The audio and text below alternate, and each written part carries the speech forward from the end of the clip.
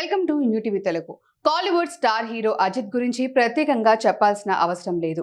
Real life లోనూ హీరోగా నిరూపించుకున్నారు అజిత్.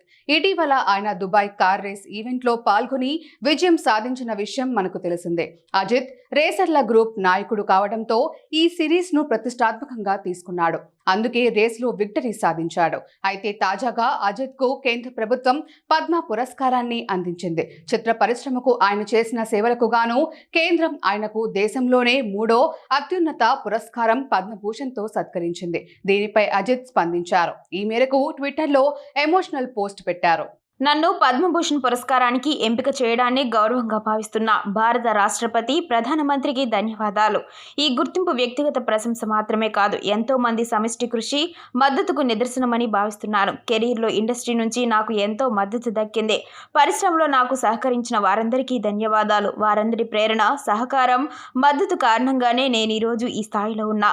ఎన్నో ఏళ్లుగా రేసింగ్, షూటింగ్లో నాకు సహకారం అందించిన వారికి కృతజ్ఞతలు. తనకు పద్మభూషణ్ అవార్డు వచ్చిన క్రమంలో తన తండ్రి జీవించి ఉంటే బాగుండేదని అజిత్ ఎమోషనల్ అయ్యారు.